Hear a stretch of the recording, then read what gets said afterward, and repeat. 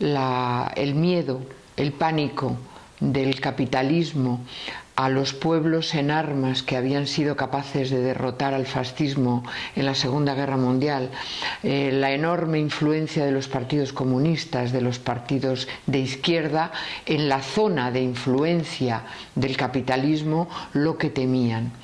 Y por ello, fundamentalmente, se crea la OTAN. Bueno, pues la OTAN tiene previsto que uno de los motivos por los cuales podría intervenir militarmente en cualquier parte serían inmigraciones masivas que pusieran en peligro también su seguridad, tal y como estamos viendo en este momento con los emigrantes, que por otra parte, ya que hablamos de eso, es muy importante que se sepa que según Naciones Unidas, según ACNUR, el número de personas emigradas, desplazadas, que huyen o del hambre o de la guerra son 52 millones de personas, sin contar los 5 millones de palestinos.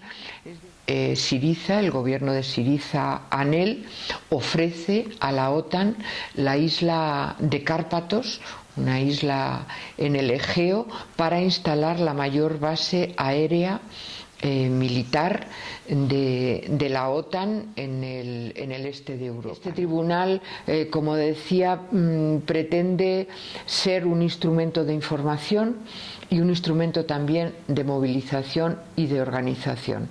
Y también es un llamamiento a las organizaciones revolucionarias y a las personas y organizaciones democráticas en general.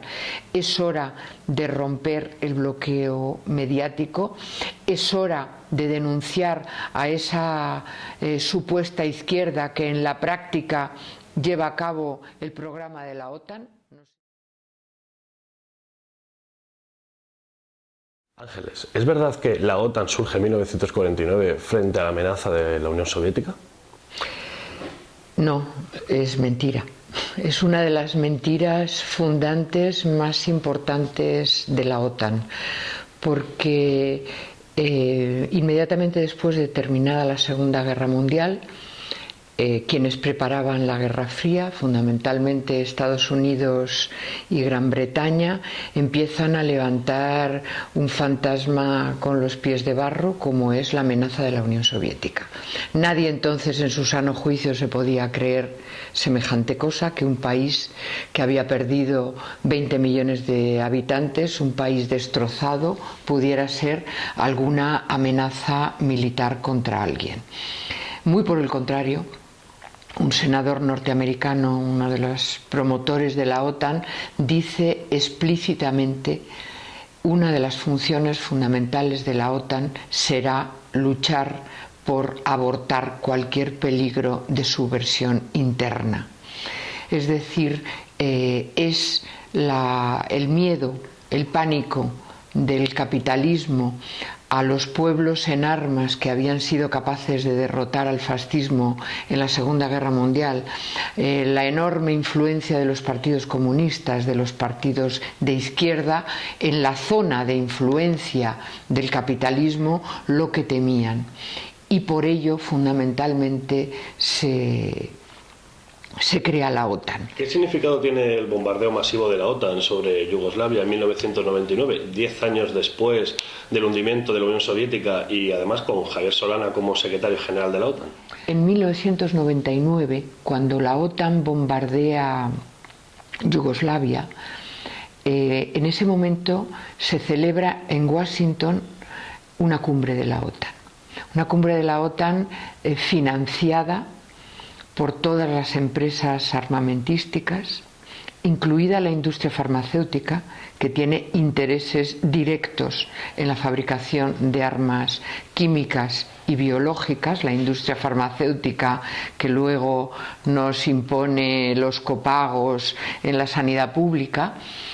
En ese momento la OTAN define explícitamente que sus objetivos no son, como hasta entonces, el actuar frente al ataque de un enemigo externo a uno de los países miembros, sino que la OTAN puede intervenir en cualquier parte del mundo, allí donde se vean en peligro su seguridad nacional, que Estados Unidos la extiende a prácticamente todos los aspectos de la vida, desde luego su seguridad energética, es decir, donde esté en peligro no el abastecimiento de petróleo, sino precios del petróleo que no controle, y también un elemento que ahora es de máxima actualidad: las migraciones masivas. La partición de la ex Yugoslavia, de la Yugoslavia combatiente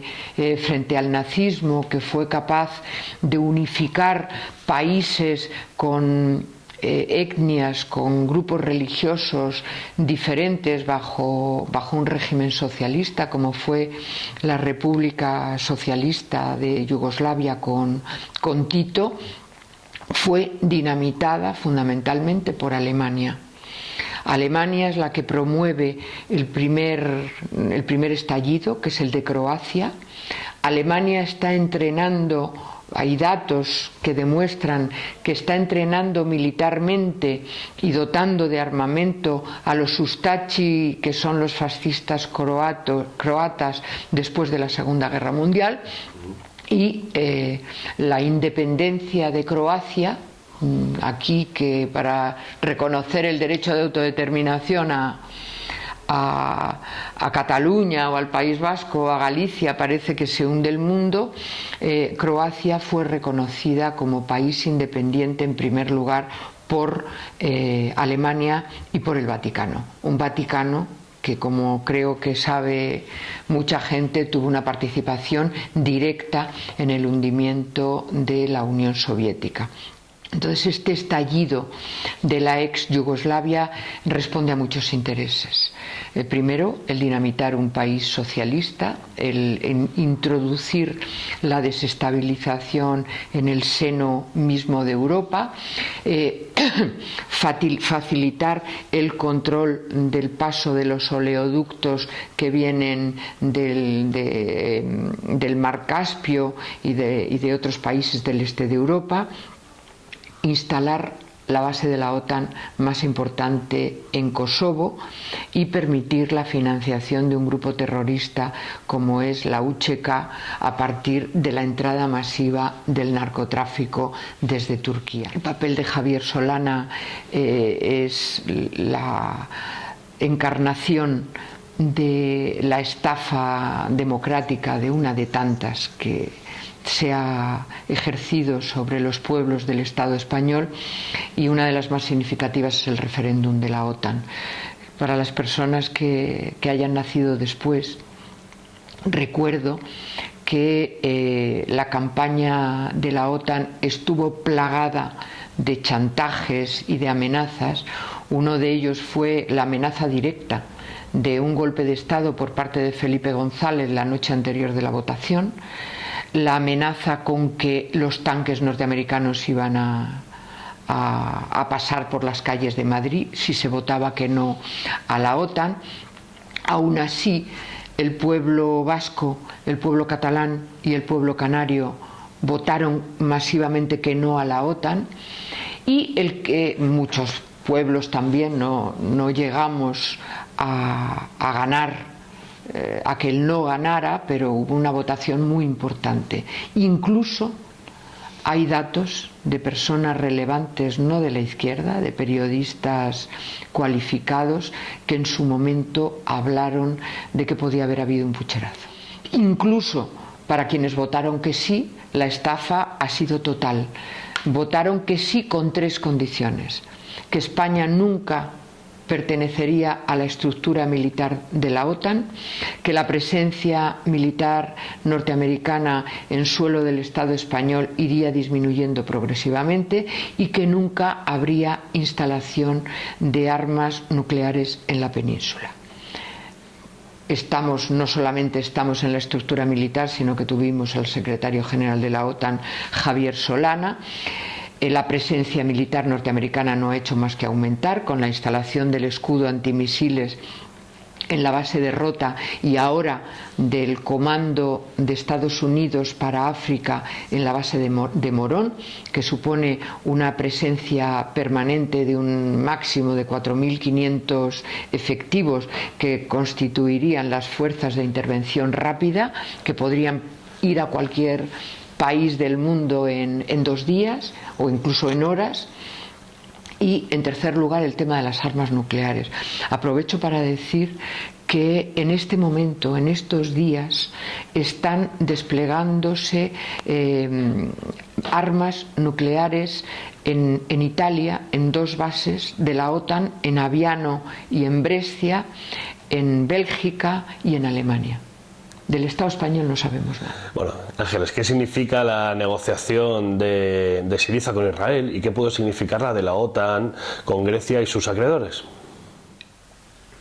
Estando Syriza en el gobierno, se produce una negociación de Grecia con Israel de apoyo mutuo, de realización de maniobras conjuntas, de proyectos armamentísticos comunes, al mismo nivel que sitúa a Grecia en este momento en el nivel de relación militar con Israel, al mismo nivel que Estados Unidos. Syriza, el gobierno de Syriza ANEL, ofrece a la OTAN la isla de Cárpatos, una isla en el Egeo, para instalar la mayor base aérea militar de la OTAN en el este de Europa, ¿no?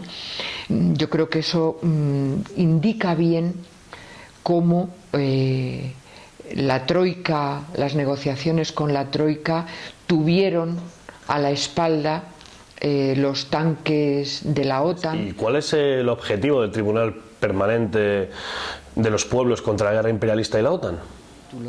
El primero, sin ninguna duda, es un objetivo movilizador y organizativo. Es decir, el tribunal no pretende ser una cosa aislada, que se haga y se termine y punto, sino pretende servir de catalizador para que resurja un movimiento popular capaz de enfrentar los retos que la escalada bélica y armamentista nos está planteando. Este es un tribunal que asume que estamos en guerra, que esto no ha hecho más que empezar y por lo tanto que va a juzgar lo que ha sucedido hasta este momento. Todo lo que está sucediendo en el mundo, que efectivamente son guerras abiertas, guerras de baja intensidad como la que están sufriendo el pueblo ucraniano o los pueblos de América Latina, o la guerra social